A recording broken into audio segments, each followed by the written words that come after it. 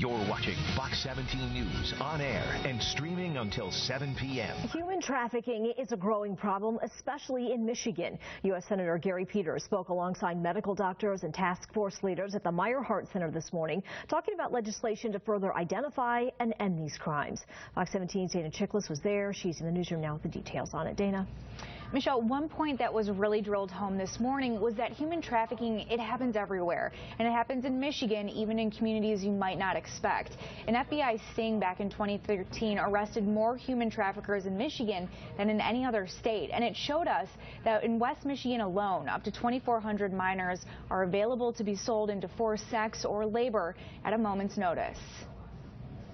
Human trafficking is not a faraway issue. It's right here. And in Michigan, because we're a border state, we often have more trafficking than other places around the country. Experts rank Michigan in the top 5 nationwide for the number of sex slavery and forced labor victims.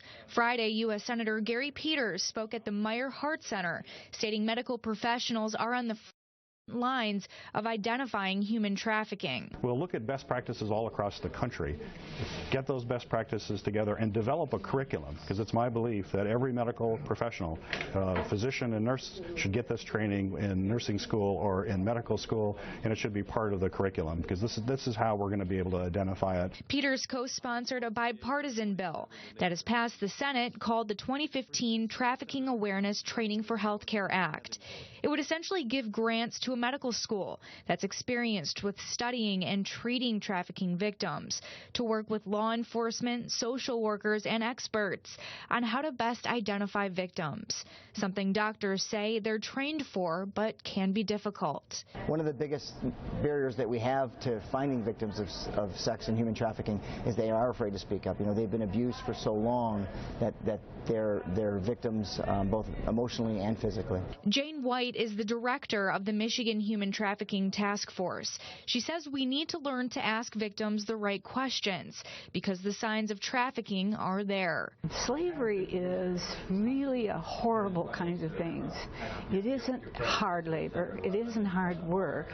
It's the fact that somebody has control of my life.